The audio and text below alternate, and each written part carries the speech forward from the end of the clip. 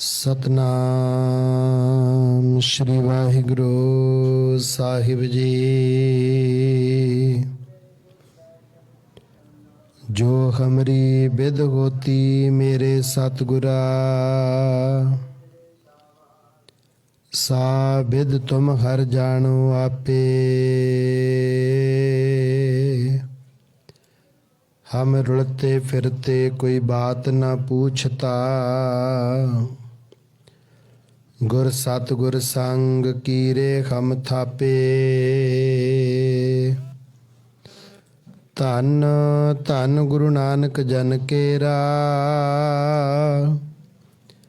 जित मिलिए चूके सब सोग संतापे। रब वालियां दी ए निशानी, ओ दिसदे खरे निमाणे। मंदा किसी नू आखण नाही, ओ सब सैदे मन भाणे। मिठा बोलन ते निव चलन, ओ दिल न किसे दा रंझाणे। आख गवाला खुदी तिकबरी, ओ न उड गई वांग टिनाणे। वाहिगुरु जी का खालसा, वाहिगुरु जी की फतेह। परम सत्कारयोग गुरु रूप गुरु खालसा साध संगत अपने सारिਆਂ ਦੇ ਬਹੁਤ ਵੱਡੇ ਭਾਗ ਹਨ ਜੋ ਕਿ ਆਪਾਂ ਇੱਥੇ ਆਪਣੇ ਨਗਰ ਰਾਮਗੜ੍ਹ ਸਰਦਾਰਾਂ ਦੇ ਵਿੱਚ ਸਤਿਗੁਰੂ ਸੱਚੇ ਪਾਤਸ਼ਾਹ ਜੀ ਦੀ ਅਲਾਹੀ ਬਾਣੀ, ਦਰਗਾਹੀ ਬਾਣੀ, ਧੁਰ ਕੀ ਬਾਣੀ ਦੀ ਕਥਾ ਸਰਵਣ ਕਰ ਰਹੇ ਹਾਂ। ਸਾਧ ਸੰਗਤ, ਇਹ ਜੋ ਗੁਰਬਾਣੀ ਅਕਾਲ ਪੁਰਖ ਵਾਹਿਗੁਰੂ ਜੀ ਦੇ ਦੇਸ਼ ਦੇ ਵਿੱਚੋਂ ਸਾਨੂੰ ਪਾਪੀ ਜੀਵਾਂ ਨੂੰ ਤਾਰਨ ਵਾਸਤੇ ਆਈ ਹੈ, ਜਿੰਨਾ ਅਸੀਂ ਇਸ ਗੁਰਬਾਣੀ ਦਾ ਅਭਿਆਸ ਕਰਦੇ ਜਾਵਾਂਗੇ, ਸਰਵਣ ਕਰਦੇ ਜਾਵਾਂਗੇ, ਮਿਹਨਤ ਕਰਦੇ ਜਾਵਾਂਗੇ, ਉਨੀ ਹੀ ਸਾਡੇ ਤੇ ਕਿਰਪਾ, ਰਹਿਮਤ ਅਤੇ ਬਖਸ਼ਿਸ਼ ਹੁੰਦੀ ਜਾਏਗੀ। ਜਿਉਂ-ਜਿਉਂ ਸੱਚੇ ਪਾਤਸ਼ਾਹ ਜੀ ਸਾਡੇ ਤੇ ਦਇਆ ਕਰਦੇ ਹਨ, ਕਿਰਪਾ ਕਰਦੇ ਹਨ, ਬਖਸ਼ਿਸ਼ ਕਰਦੇ ਹਨ, ਤਿਉਂ-ਤਿਉਂ ਬਖਸ਼ਿਸ਼ ਹੁੰਦੀ ਜਾਂਦੀ ਹੈ। ਇੱਕ ਦਿਨ ਸਾਧ ਸੰਗਤ ਜੀ, ਸਤਿਗੁਰੂ ਸੱਚੇ ਪਾਤਸ਼ਾਹ ਜੀ, ਸ਼੍ਰੀ ਗੁਰੂ ਗੋਬਿੰਦ ਸਿੰਘ ਮਹਾਰਾਜ ਸੰਗਤਾਂ ਨੂੰ ਦਰਸ਼ਨ ਦੀਦਾਰ ਬਖਸ਼ ਰਹੇ ਹਨ ਔਰ ਸਤਿਗੁਰਾਂ ਦੇ ਪਾਵਨ ਪਵਿੱਤਰ ਚਰਨ ਕਮਲਾਂ ਦੇ ਵਿੱਚ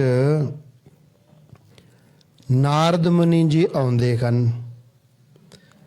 ਜਦੋਂ ਨਾਰਦ ਮੁਨੀ ਸਤਿਗੁਰਾਂ ਦੇ ਪਾਵਨ ਚਰਨਾਂ ਦੇ ਵਿੱਚ ਪਹੁੰਚਦੇ ਹੈ, ਉਹਨਾਂ ਦਾ ਵੱਖਰਾ ਜਿਹਾ ਸਰੂਪ ਹੈ, ਅਦਭੁਤ ਜਿਹਾ ਲਿਬਾਸ ਹੈ ਉਹਨਾਂ ਦਾ। ਇਹਨਾਂ ਵਰਗਾ ਹੋਰ ਕਦੇ ਕੋਈ ਪ੍ਰੇਮੀ ਸਤਸੰਗ ਵਿੱਚ ਆਇਆ ਦੇਖਿਆ ਨਹੀਂ। ਬੜੀ ਸੰਗਤ ਆਉਂਦੀ ਹੈ, ਬੜੀ ਸੰਗਤ ਸਤਿਗੁਰਾਂ ਦਾ ਦੀਦਾਰ ਕਰਕੇ ਜਾਂਦੀ ਹੈ, ਪਰ ਜਿਸ ਤਰ੍ਹਾਂ ਦਾ ਇਹਨਾਂ ਦਾ ਲਿਬਾਸ ਹੈ, ਪਹਿਰਾਵਾ ਹੈ, ਇਸ ਲਿਬਾਸ ਅਤੇ ਪਹਿਰਾਵੇ ਵਾਲੇ ਕਦੇ ਸੰਗਤ ਵਿੱਚ ਕੋਈ ਆਏ ਗਏ ਦੇਖੇ ਹੀ ਨਹੀਂ ਹਨ। ਸਤਿਗੁਰੂ ਸੱਚੇ ਪਾਤਸ਼ਾਹ ਮਹਾਰਾਜ ਦੇ ਚਰਨਾਂ ਦੇ ਵਿੱਚ ਸਤਿਗੁਰਾਂ ਨੂੰ ਸੰਗਤ ਨੇ ਬੇਨਤੀ ਕੀਤੀ, ਇਹ ਅਦਭੁਤ ਲਿਬਾਸ ਵਾਲੇ ਕੌਣ ਹਨ? ਵਾਰੀ ਵਾਰੀ ਆਪਣੇ ਮੁਖ ਤੋਂ ਇੱਕੋ ਹੀ ਲਫ਼ਜ਼ ਬੋਲੀ ਜਾ ਰਹੇ ਹਨ। ਕੀ ਲਫ਼ਜ਼ ਬੋਲਦੇ ਹਨ ਭਾਈ? ਨਾਰਾਇਣ ਨਾਰਾਇਣ। ਇੱਕੋ ਹੀ ਲਫ਼ਜ਼ ਦਾ ਜਾਪ ਵਾਰ-ਵਾਰ ਕਰੀ ਜਾ ਰਹੇ ਹਨ। ਸਤਿਗੁਰੂ ਕਹਿੰਦੇ ਬੈਠੋ, ਦੇਖੋ, ਹਜੇ ਅਦਭੁਤ ਨਜ਼ਾਰਾ ਦੇਖੋ ਤਾਂ ਸਹੀ।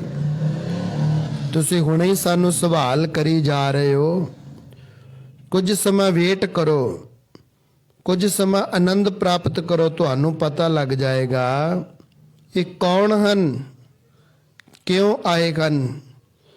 ਉਹਨਾਂ ਨੇ ਆਪ ਦੇ ਕੋਲੋਂ ਸਾਧ ਸੰਗਤ ਸ੍ਰੀ ਗੁਰੂ ਗੋਬਿੰਦ ਸਿੰਘ ਸੱਚੇ ਪਾਤਸ਼ਾਹ ਜੀਆਂ ਨੂੰ 2-3 ਖੰਭ ਦੇ ਦਿੱਤੇ। ਮੱਥਾ ਟੇਕ ਕੇ ਨਮਸਕਾਰ ਕਰਕੇ ਖੰਭਾਂ ਦੀ ਵਾਪਸ ਚਲੇ ਗਏ। ਹੁਣ ਦੇਖਿਆ ਜਾਵੇ, ਜਿਹੜੀ ਵਸਤੂ ਜਿਹੜੇ ਜੀਵ ਦੇ ਪਾਸ ਹੋਇਆ ਕਰਦੀ ਹੈ, ਉਹ ਜੀਵ ਉਹੀ ਵਸਤੂ ਦੀ ਨਮਸਕਾਰ ਆਪਣੇ ਇਸ਼ਟ ਦੇਵ ਦੇ ਅੱਗੇ ਕਰਿਆ ਕਰਦਾ ਹੈ।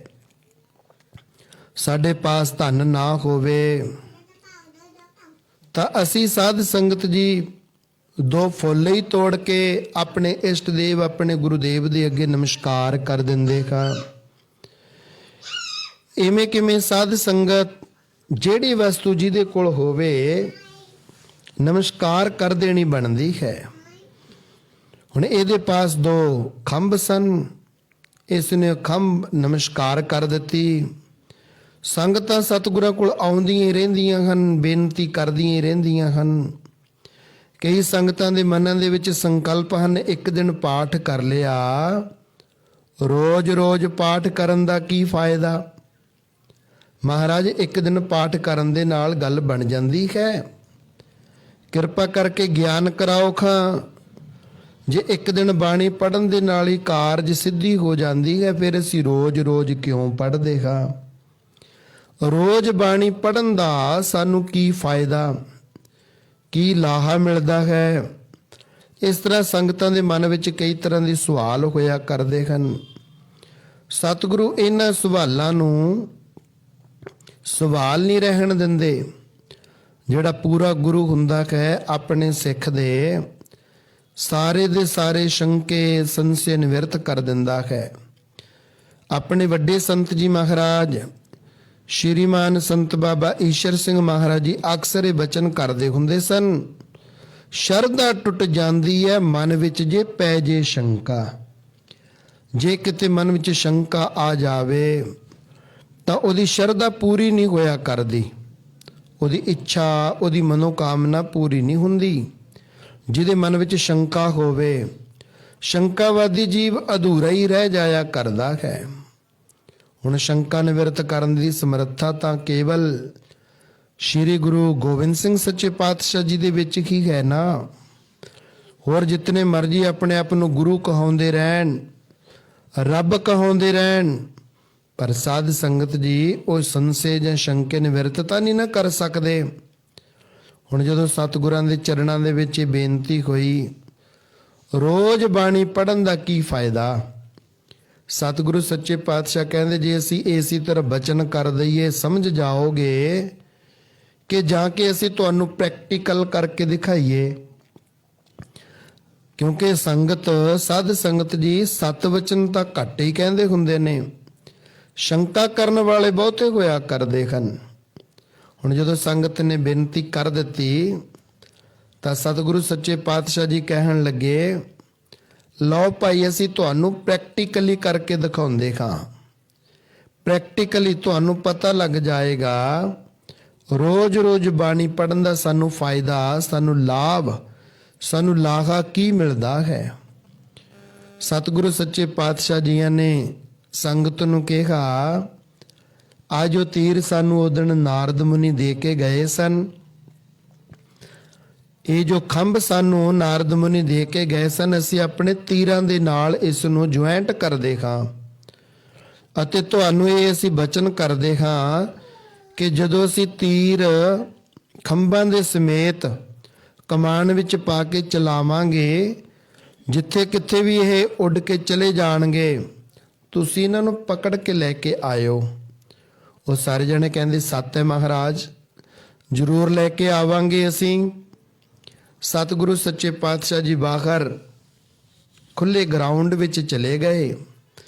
ਉੱਥੇ ਜਾ ਕਰਕੇ ਸਤਿਗੁਰੂ ਸੱਚੇ ਪਾਤਸ਼ਾਹ ਜੀ ਨੇ ਉਹ ਤੀਰ ਚਲਾ ਦਿੱਤੇ। 2-3 ਜਿਤਨੇ ਖੰਭ ਸਨ ਉਤਨੇ ਤੀਰਾਂ ਦੇ ਨਾਲ ਅਟੈਚ ਕਰ ਦਿੱਤੇ ਹੋਏ ਸਨ, ਜੁਆਇੰਟ ਕਰ ਦਿੱਤੇ ਹੋਏ ਸਨ। ਔਰ ਜਦੋਂ ਤੀਰ ਛੋੜ ਦਿੱਤੇ ਸਾਧ ਸੰਗਤ। ਲੱਭਣ ਵਾਲੇ ਤੀਰਾਂ ਨੂੰ ਲੱਭਦੇ ਹੀ ਜਾ ਰਹੇ ਹਨ, ਉਹਨਾਂ ਨੂੰ ਲੱਭ ਨਹੀਂ ਰਹੇ। ਬੜਾ ਪ੍ਰਯਤਨ ਕੀਤਾ ਗਿਆ, ਲੱਭ ਹੀ ਨਹੀਂ ਰਹੇ। ਫਿਰ ਦੂਸਰੇ ਤੀਰ ਨੂੰ, ਤੀਸਰੇ ਤੀਰ ਨੂੰ ਲੱਭਣ ਵਾਸਤੇ ਇਸ ਤਰ੍ਹਾਂ ਗਏ, ਪਰ ਉਹ ਲੱਭੇ ਨਾ। ਖਾਲੀ ਹੱਥੀ ਸਤਿਗੁਰਾਂ ਦੇ ਕੋਲ ਆ ਗਏ, ਆ ਕੇ ਬੇਨਤੀ ਕਰਦੇ ਹਨ, ਐ ਸੱਚੇ ਪਾਤਸ਼ਾਹ, ਪਤਾ ਨਹੀਂ ਤੁਸੀਂ ਕੀ ਅਦਭੁਤ ਸ਼ਕਤੀ ਵਰਤਾਈ ਹੈ, ਪਤਾ ਨਹੀਂ ਕਿੱਧਰ ਨੂੰ ਚਲਾ ਦਿੱਤੇ ਹੋਏ ਹਨ। ਮਹਾਰਾਜ, ਨਾ ਸਾਨੂੰ ਖੰਭ ਲੱਭੇ ਨਾ ਤੀਰ, ਪਤਾ ਨਹੀਂ ਕਿੱਧਰ ਚਲੇ ਗਏ ਹਨ ਖੰਭ ਅਤੇ ਤੀਰ। ਦਇਆ ਕਰੋ ਅਤੇ ਮਾਫ ਕਰੋ ਮਹਾਰਾਜ, ਤੁਸੀਂ ਦੱਸੋ ਕਿ ਉਹ ਖੰਭ ਅਤੇ ਤੀਰ ਕਿੱਧਰ ਨੂੰ ਚਲੇ ਗਏ। ਫਿਰ ਸਤਿਗੁਰਾਂ ਨੇ ਸਾਰੀ ਸੰਗਤ ਨੂੰ ਪਾਸ ਬਿਠਾ ਲਿਆ ਅਤੇ ਪਾਵਨ ਪਵਿੱਤਰ ਮੁਖਾਰ ਬਿੰਦ ਤੋਂ ਬਚਨ ਕਰਨ ਲੱਗੇ। ਐ ਸੰਗਤੇ, ਤੁਸੀਂ ਸਾਨੂੰ ਰੋਜ਼ ਪੁੱਛਦੇ ਹੋ ਬਾਣੀ ਕਿਉਂ ਪੜ੍ਹਨੀ ਚਾਹੀਦੀ ਹੈ। ਰੋਜ਼ ਗੁਰਬਾਣੀ ਪੜ੍ਹਿਆ ਸਾਨੂੰ ਕੀ ਮਿਲਦਾ ਹੈ? ਅਸੀਂ ਤੁਹਾਨੂੰ ਗਿਆਨ ਕਰਵਾ ਰਹੇ ਹਾਂ। ਰੋਜ਼ ਗੁਰਬਾਣੀ ਪੜ੍ਹਨ ਦੇ ਨਾਲ ਅਸੀਂ ਗੁਰਬਾਣੀ ਦਾ ਰੂਪ ਬਣ ਜਾਂਦੇ ਹਾਂ।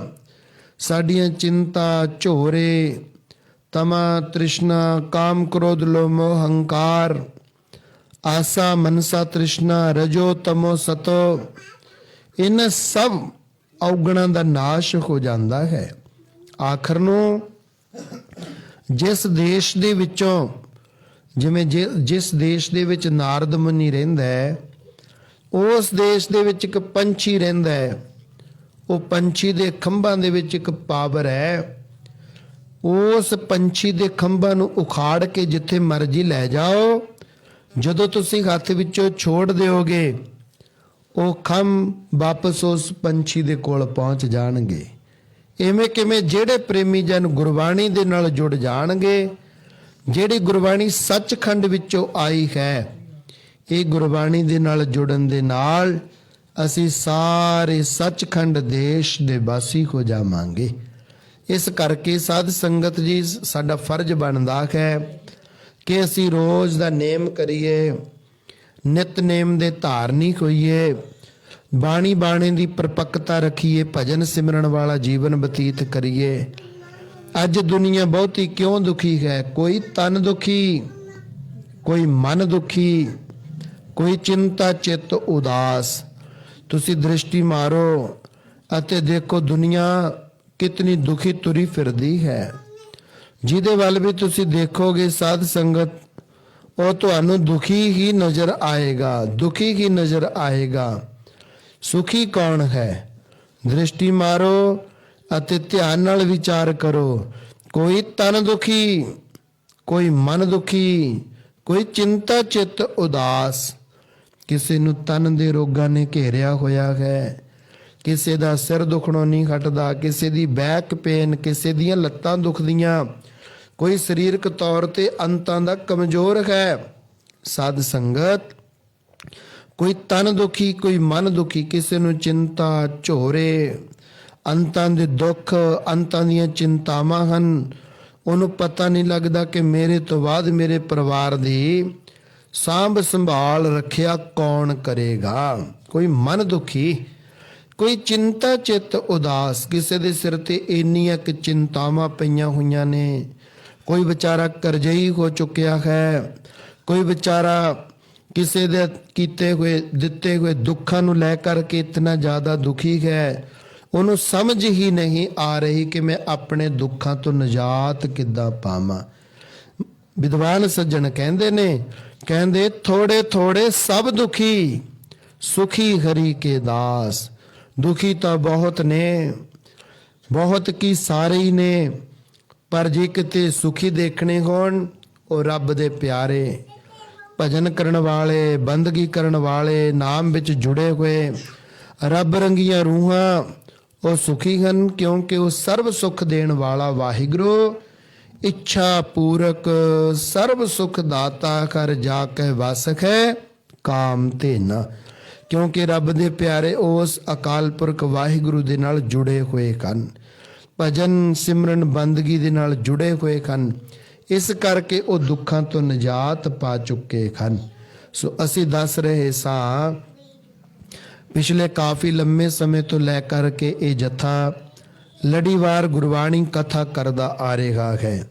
ਜਿੱਥੇ ਜਿੱਥੇ ਵੀ ਜਥਾ ਸੰਗਤਾਂ ਦੀ ਸੇਵਾ ਵਿੱਚ ਪਹੁੰਚਦਾ ਹੈ, ਜਿੱਥੇ ਆਤਮਾ ਦੀ ਖੁਰਾਕ ਨਾਮ ਸਿਮਰਨ ਭਜਨ ਬੰਦਗੀ, ਉੱਥੇ ਮਹਾਨ ਗਿਆਨ ਦਾ ਸੋਮਾ ਕਥਾ ਜੋ ਸਾਡੇ ਗਿਆਨ ਵਿੱਚ ਅਥਾਹ ਵੱਡਾ ਵਾਧਾ ਕਰਦੀ ਹੈ।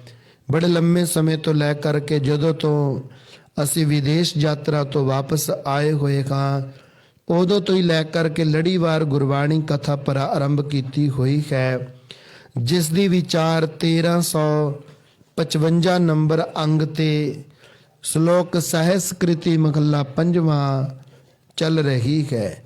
ਪਿਛਲੇ ਦੀਵਾਨਾਂ ਵਿੱਚ 20 ਸ਼ਲੋਕ ਵਿਚਾਰ ਲਏ ਹਨ ਸਹਿਸਕ੍ਰਿਤੀ ਬਾਣੀ ਦੇ।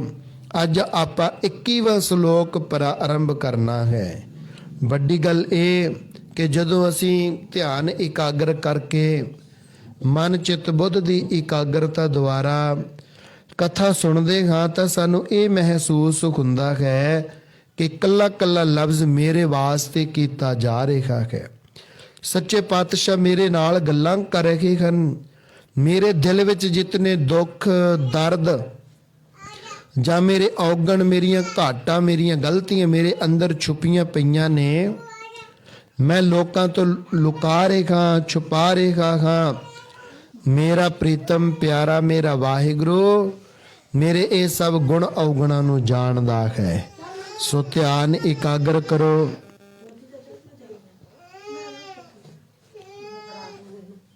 ਧਿਆਨ ਦੀ ਇਕਾਗਰਤਾ ਜ਼ਰੂਰੀ ਹੁੰਦੀ ਹੈ। ਜੇ ਤੁਸੀਂ ਇੱਕ ਜਾਣਾ ਡਿਸਟਰਬ ਹੋਵੋਗੇ, ਆਪਾਂ ਸਾਰੇ ਡਿਸਟਰਬ ਹੋ ਜਾਵਾਂਗੇ। ਕਥਾ ਇੱਕ ਐਸਾ ਮੈਟਰ ਹੈ, ਐਸਾ ਸਬਜੈਕਟ ਹੈ, ਜੇ ਤੁਸੀਂ ਇੱਕ ਸੈਕਿੰਡ ਵਾਸਤੇ ਵੀ ਧਿਆਨ ਇੱਧਰ ਉੱਧਰ ਕਰ ਲਿਆ ਤਾਂ ਤੁਹਾਨੂੰ ਪਤਾ ਹੀ ਨਹੀਂ ਲੱਗਣਾ ਕਿ ਵਿਚਾਰ ਕਿੱਥੋਂ ਦੀ ਕਿੱਥੇ ਚਲੀ ਗਈ। ਕੀਰਤਨ ਇੱਕ ਅਲੱਗ ਸਬਜੈਕਟ ਹੈ, ਕਥਾ ਇੱਕ ਅਲੱਗ ਸਬਜੈਕਟ ਹੈ। ਸੋ ਧਿਆਨ ਇਕਾਗਰ ਕਰੋ।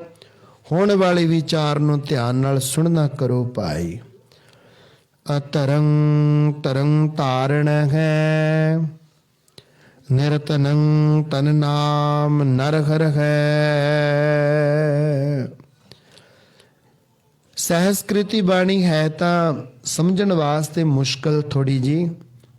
ਬਹੁਤੀ ਜਗ੍ਹਾ ਤੇ ਬਹੁਤੀਆਂ ਸੰਗਤਾਂ ਨੂੰ ਸਮਝ ਵੀ ਨਹੀਂ ਪੈਂਦੀ, ਪਰ ਜਦੋਂ ਤੁਸੀਂ ਧਿਆਨ ਇਕਾਗਰ ਕਰਕੇ ਸੁਣਦੇ ਹੋ ਤੇ ਸਾਡਾ ਸੁਭਾਅ ਕੁਛ ਇਦਾਂ ਦਾ ਹੈ ਕਿ ਅਸੀਂ ਬੜੇ ਸਰਲ ਤਰੀਕੇ ਨਾਲ ਸੰਗਤ ਨੂੰ ਸਮਝਾਉਣ ਦਾ ਯਤਨ ਕਰਦੇ ਹਾਂ। ਜਿਤਨੀ ਮਰਜ਼ੀ ਮਹਿੰਗੀ ਬਾਣੀ, ਮੋਖਾਲ ਬਾਣੀ, ਔਖੀ ਮੁਸ਼ਕਲ ਬਾਣੀ ਹੋਵੇ, ਜਦੋਂ ਅਸੀਂ ਐਕਸਪਲੇਨੇਸ਼ਨ ਦਿੰਦੇ ਹਾਂ ਤਾਂ ਸਭ ਨੂੰ ਸਮਝ ਆ ਜਾਂਦਾ ਹੈ।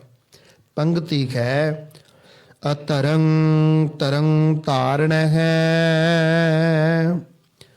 ਅਤਰੰਗ ਦਾ ਮਤਲਬ ਹੁੰਦਾ ਹੈ ਆਸਰਾ। ਤਰੰਗ ਦਾ ਮਤਲਬ ਹੁੰਦਾ ਹੈ ਆਸਰਾ ਦੇਣ ਵਾਲਾ।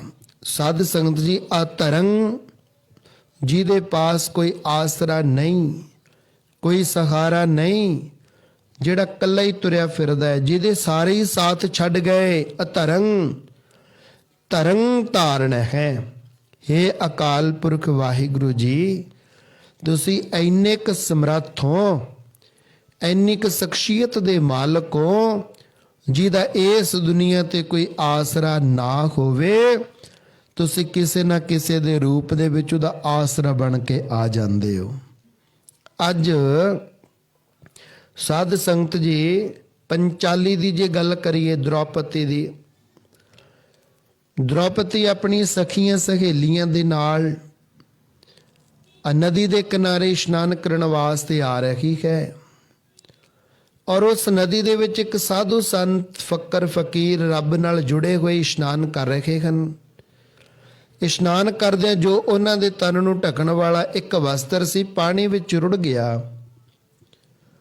ਔਰ ਇਸ ਬੱਚੀ ਨੂੰ ਬੇਨਤੀ ਕੀਤੀ, ਐ ਬੇਟਾ ਤੁਸੀਂ ਮੇਰੀਆਂ ਧੀਆਂ ਹੋ, ਮੇਰੇ ਤਨ ਨੂੰ ਕੱਜਣ ਵਾਲਾ ਇੱਕ ਕੱਪੜਾ ਸੀ, ਉਹੀ ਪਾਣੀ ਵਿੱਚ ਰੁੜ ਗਿਆ। ਕਿਰਪਾ ਕਰਕੇ ਤੁਸੀਂ ਮੈਨੂੰ ਥੋੜਾ ਜਿੰਨਾ ਵਸਤਰ ਦੇ ਦਿਓ, ਮੈਂ ਆਪਣੇ ਤਨ ਨੂੰ ਕੱਜ ਲਵਾਂ, ਢੱਕ ਲਵਾਂ। ਹੁਣ ਇਹ ਜੋ ਪੰਚਾਲੀ ਕਹਿਲਾ ਦ੍ਰੋਪਦੀ ਆਪਣੀ ਸਾੜੀ ਵਿੱਚੋਂ ਥੋੜਾ ਥੋੜਾ ਕੱਪੜਾ ਪਾੜ ਕੇ ਸੁੱਟ ਰਹੀ ਹੈ, ਪਰ ਪਾਣੀ ਦਾ ਵਹਾਅ ਬੜਾ ਤੇਜ਼ ਹੈ। ਉਸ ਵਹਾਅ ਵਿੱਚ ਵਹਿ ਜਾਂਦਾ ਹੈ। ਸਾਈਂ ਲੋਕ ਦੂਰ ਖੜੇ ਹਨ, ਫਕੀਰ ਲੋਕ। ਹੁਣ ਇਹਨੇ ਸਾਰੀ ਸਾੜੀ ਪਾੜ ਪਾੜ ਕੇ ਉਧਰ ਸੁੱਟ ਦਿੱਤੀ, ਇੱਕ ਥੋੜਾ ਜਿਹਾ ਕੱਪੜਾ ਬਚ ਗਿਆ। ਫਿਰ ਇਸਨੇ ਜਦੋਂ ਕੱਪੜਾ ਕਿਸੇ ਭਾਰੀ ਵਸਤੂ ਦੇ ਨਾਲ ਲਪੇਟ ਕੇ ਸੰਤਾਂ ਦੇ ਕੋਲ ਭੇਜਿਆ, ਸਿੱਟਿਆ, ਉਹਦੇ ਨਾਲ ਆਪਣਾ ਤਨ ਕੱਜ ਕੇ ਜਦੋਂ ਪਾਣੀ ਤੋਂ ਬਾਹਰ ਆਏ, ਵਚਨ ਕੀਤਾ, ਐ ਬੇਟਾ ਅੱਜ ਤੂੰ ਸੰਤ ਲੋਕਾਂ ਦਾ ਤਨ ਕੱਜਿਆ ਹੈ।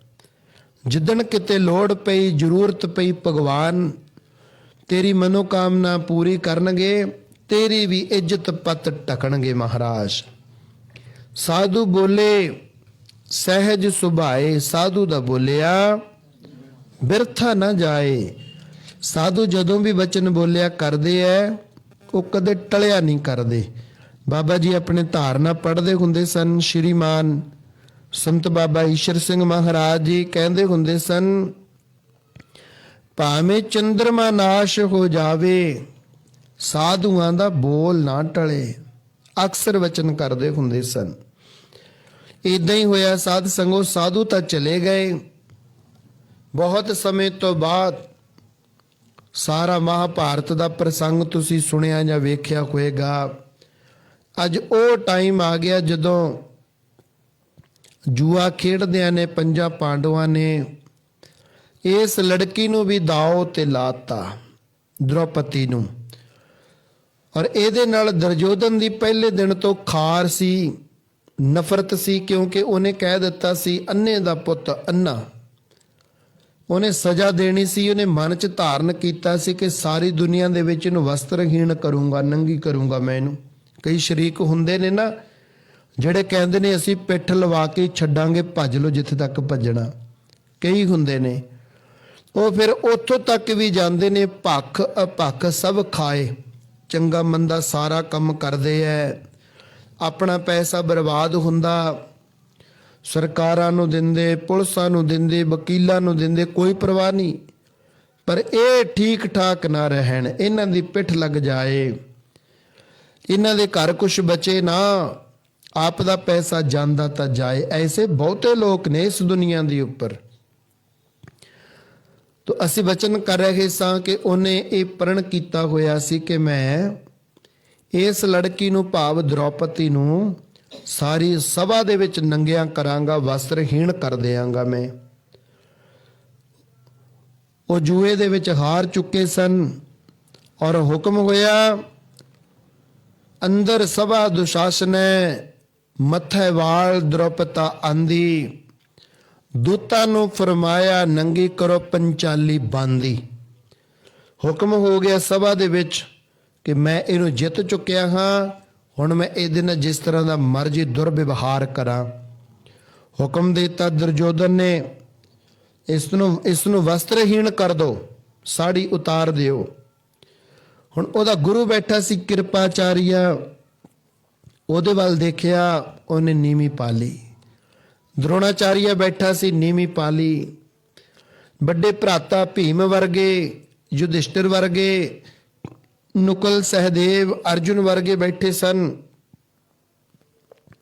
ਇੱਕ ਦੂਜੇ ਦੇ ਭਰਾ ਇੱਕ ਦੂਜੇ ਵੱਲ ਦੇਖ ਕੇ ਕਚੀਚੀਆਂ ਤਾਂ ਵੱਟਦੇ ਐ, ਪਰ ਨੀਵੀਂ ਪਾਈ ਬੈਠੇ ਐ। ਦ੍ਰੋਪਦੀ ਦਾ ਕੋਈ ਆਸਰਾ ਨਾ ਰਿਹਾ। ਅਸੀਂ ਤੁਹਾਨੂੰ ਪੰਕਤੀ ਸੁਣਾ ਰਹੇ ਹਾਂ ਜਿਹਦਾ ਅਰਥ ਕਰਨਾ ਹੈ ਆਪਾਂ ਨੇ। ਅਤਰੰਗ ਤਰੰਗ ਧਾਰਣੈ ਨਿਰਤਨੰ ਤਨ ਨਾਮ ਨਰਖ ਰਖੈ। ਅਤਰੰਗ ਤਰੰਗ ਧਾਰਣੈ, ਜਿਹਦਾ ਕੋਈ ਆਸਰਾ ਨਾ ਹੋਵੇ। ਵਾਹਿਗੁਰੂ ਕਿਸੇ ਨਾ ਕਿਸੇ ਦੇ ਰੂਪ ਦੇ ਵਿੱਚ ਆ ਕਰਕੇ ਸਾਡੀ ਰੱਖਿਆ ਕਰਦਾ, ਸਾਡੀ ਰਖਵਾਲੀ ਕਰਦਾ, ਸਾਡਾ ਮਦਦਗਾਰ ਹੁੰਦਾ। ਕੀ ਬਚਨ ਹੋ ਰਿਹਾ ਹੈ? ਅਤਰੰਗ। ਇੱਥੇ ਹੁਣ ਕੋਈ ਆਸਰਾ ਨਹੀਂ। ਜਿਹੜੇ ਉਹਨਾਂ ਦੇ ਗੁਰੂ ਜਿਨ੍ਹਾਂ ਤੋਂ ਵਿਦਿਆ ਪੜ੍ਹੀ, ਸ਼ਸਤਰ ਵਿਦਿਆ ਸਿੱਖੀ, ਵੇਦਾਂ ਸ਼ਾਸਤਰਾਂ ਦਾ ਗਿਆਨ ਪ੍ਰਾਪਤ ਹੋਇਆ, ਉਹ ਗਿਆਨ ਦੇਣ ਵਾਲੇ ਗੁਰੂ ਵੀ ਨੀਵੀਂ ਪਾ ਕੇ ਬੈਠੇ ਐ। ਹੁਣ ਜਦੋਂ ਹੁਕਮ ਹੋ ਗਿਆ, ਸਾੜੀ ਉਤਾਰਨੀ ਸ਼ੁਰੂ ਕਰ ਦਿੱਤੀ। ਅੰਤਰ ਧਿਆਨ ਹੋ ਕੇ ਭਗਵਾਨ ਕ੍ਰਿਸ਼ਨ ਨੂੰ ਕਹਿਣ ਲੱਗੇ, ਤੈਨੂੰ ਕ੍ਰਿਸ਼ਨ ਕਿਸੇ ਨਹੀਂ ਕਹਿਣਾ ਜੇ ਅੱਜ ਮੇਰੇ ਚੀਰ ਲੱਥ ਗਏ। ਹੇ ਭਗਵਾਨ, ਮੇਰਾ ਤਾਂ ਹੈ ਹੀ ਕੋਈ ਨਹੀਂ ਦੁਨੀਆ ਤੇ, ਮੇਰਾ ਤੂੰ ਹੀ ਹੈ ਇਕੱਲਾ। ਮੈਂ ਇਕੱਲੀ ਹਾਂ ਇਸ ਸੰਸਾਰ ਦੇ ਵਿੱਚ, ਸਾਰੇ ਮੇਰੇ ਦੁਸ਼ਮਣ। ਬਾਬਾ ਜੀ ਕਹਿੰਦੇ ਹੁੰਦੇ, ਇਹਦੇ ਮਗਰ ਸ਼ਿਕਾਰੀ ਬਹੁਤੇ। ਪੰਛੀ ਇਕੱਲਾ ਹੈ, ਇਹਦੇ ਮਗਰ ਸ਼ਿਕਾਰੀ ਬਹੁਤੇ। ਮੈਨੂੰ ਤਾਂ ਸਾਰੇ ਖਾਣ ਵਾਲੇ ਮਾਰਨ ਵਾਲੇ ਹੀ ਨੇ, ਬਚਾਓ। ਇੱਥੇ ਸਾਧ ਸੰਗੋ ਉਸ ਸਾਧੂ ਨੂੰ ਦਿੱਤੀ ਹੋਈ ਉਹ ਕੱਪੜੇ ਦੀ ਇੱਕ ਲੀਰ, ਉਹ ਕੱਪੜਾ ਉਹਨੂੰ ਦਿੱਤਾ ਜਿਹਦੇ ਨਾਲ ਉਹਨੇ ਆਪਣਾ ਤਨ ਕੱਜਿਆ। ਉਹ ਸਾਧੂ ਦਾ ਕੀਤਾ ਹੋਇਆ ਬਚਨ ਇੱਥੇ ਪੂਰਾ ਹੋਇਆ। ਉਹਨੇ ਕਿਹਾ ਸੀ, ਬੇਟਾ ਅੱਜ ਤੂੰ ਮੇਰੀ ਇੱਜ਼ਤ ਪੱਤ ਢਕੀ ਹੈ, ਆਉਣ ਵਾਲੇ ਸਮੇਂ 'ਚ ਭਗਵਾਨ ਤੇਰੀ ਇੱਜ਼ਤ ਪੱਤ ਢਕਣਗੇ।